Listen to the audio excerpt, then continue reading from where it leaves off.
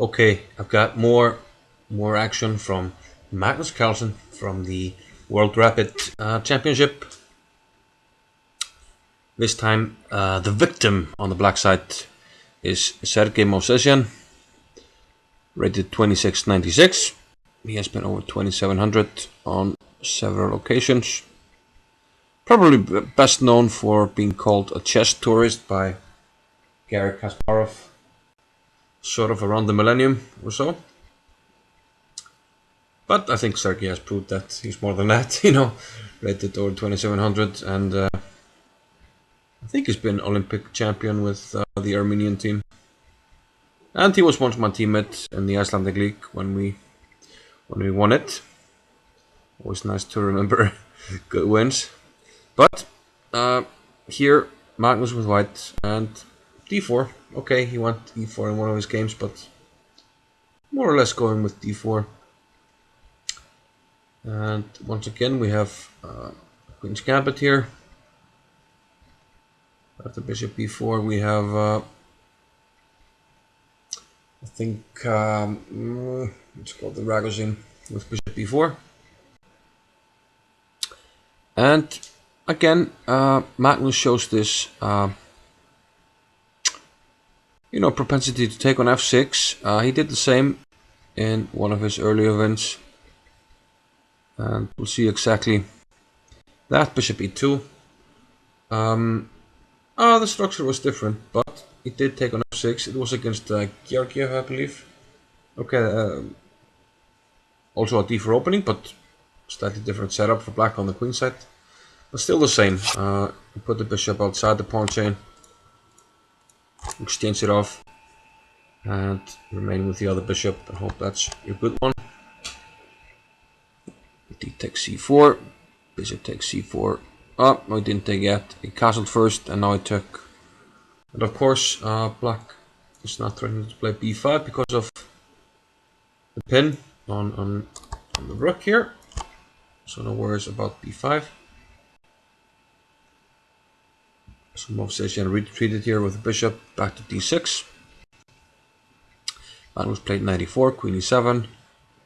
And now it took on d6. Now black no longer has the bishop pair.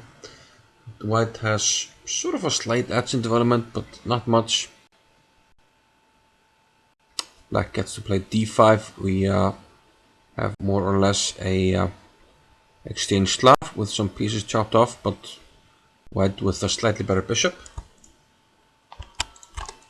If that were to happen. But that's irrelevant really, because Carlsen went d5 here himself. Left the knight a7. Black is now threatening to play b5, since there's no longer a pin on the a file, so that's why Carlsen moved his queen to b4, e5, and rook a to c1.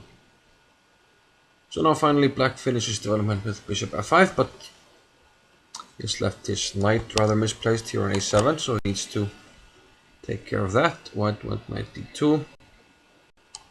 Ideas of building up a strong center here with e4. Rook to c8. Bishop went back to e2. And true to style, Carlsen did not avoid the endgame here. All the rooks were chopped off. And black figured, okay, I'll take with the knight. Improve the knight a bit. So probably white is a bit better here because of the space advantage. He has these pawns here. He has these pawns here, and he can move the bishop outside of the chain to attack the knight, who still doesn't have a whole lot of scope. And meanwhile, we have some pieces here that can put pressure on the backward d6 pawn. So more space and more scope for the pieces. That's what white's got going for him right now in this endgame. Knight e7 doesn't really have any good squares for the knight, and it was already attacked. a4, increasing his space advantage, taking a square away from the knight. Maybe the knight wanted to jump into d4, so that's why Carlsen played a4 restriction. Queen c7. Okay, there's no checkmate, but we want to create luft here for our king. That's exactly what Carlsen did with the move h4. And here Movsesian didn't want Carlsen gaining more space with h5, so he played h5 himself. Bishop went back to e2. And now black played a5. We had more exchanges, queen c4. And black did not back away from that. White doesn't take with the bishop. We take with the knight, then probably some pawns are dropping off. Takes here, and this is weak. So once we take here, we take on d5, and actually black has won a pawn, even though okay we can take here, but now black is back in the game. We can put the knight back into the game soon, and things should be okay. So bishop takes c4, king f8, bishop back to d3. Now we're protecting e4, so this frees the knight to attack these pawns.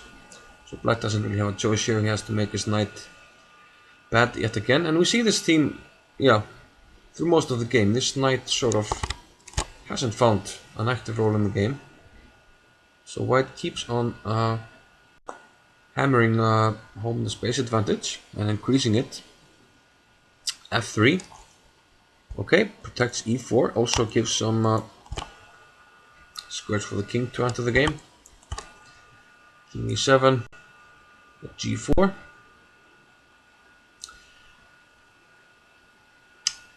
Around here I'm not sure what the implications are if black takes on g4. Shouldn't be a big deal. Okay, white keeps the space advantage and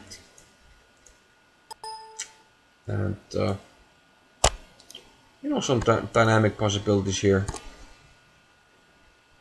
And maybe at some point black has to be careful not to allow h5, g5 and h6 creating a pass pawn. Okay, that's a long way away, but you know, first we improve the king, and then maybe the bishop can swing over to a diagonal, so maybe too much options for white here. So Movsesian tried to keep the structure intact. He played f6, knight went back to e3,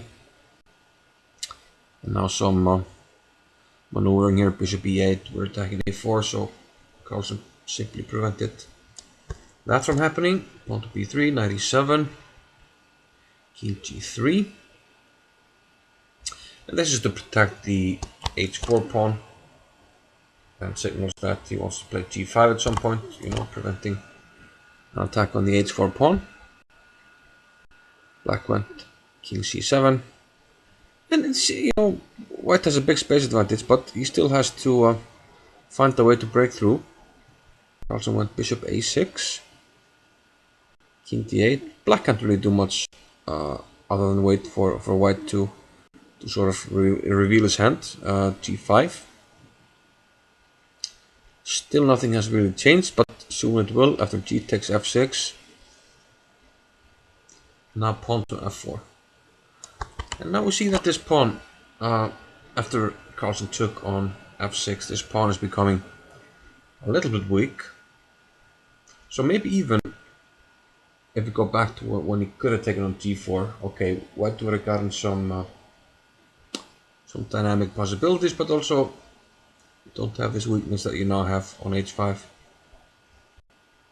Here, Movsesian allowed Carlsen to play f5. He played bishop e8, but he doesn't really have a whole lot of choices.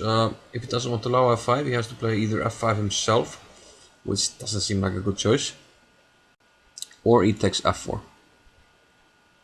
And here the problem is, okay, let's say knight g6, we want to put the knight on an active square on e5. The problem is both that the bishop is dominating the knight, so it doesn't have any real squares, and we're also attacking h5, so we have to defend. But now knight f5, attack on this, then I can jump to here, another attacker on h5, and we're going to get a really dangerous distant pass pawn. So not a good choice here, so he allowed f5, but this really means that white can just attack this pawn at will. Okay, he attacks it with the bishop, but he can easily add the knight here, put it here, here, and we have another attacker. And it's not easy for black to defend. It takes him four moves to bring the king here. Black went knight e7, king f2. And here I thought he would go knight f1 to g3. But he didn't. Maybe he didn't want to allow any counterplay. He went knight d1, but let's say we go knight f1. Maybe there's something like knight a7, and black can follow up with b5. Okay, it still looks good for white, but okay, now we're threatening to take on a4, so at least maybe black would get active pieces now at least. But still, it looks, it looks good for white. Okay, maybe you can think about taking with the bishop. I'm not sure which one is better really. But I want to attack this pawn, so I'm thinking if bishop takes, we can go here, attack the pawn, and if bishop takes b5, then the knight takes, enters here, goes to d4, attacks the pawn. But okay, Carlsen didn't want to rush, and that's also what some of the best endgame experts in history have been known for, like Karpov, like Ulf Andersson, knight c3, like Petrosian. Stopping b5, no counterplay. Next step of the plan, you can always put the knight on g3. So just stop the counterplay, and now he brings the king, which was on g3. He's going to bring it where? To a3, from where it can support a b4 pawn push. So king e7, king c2. And note that this option of putting the knight on g3 is always there. So the king arrives on a3. And now he plays b4, king c7. And now knight d1.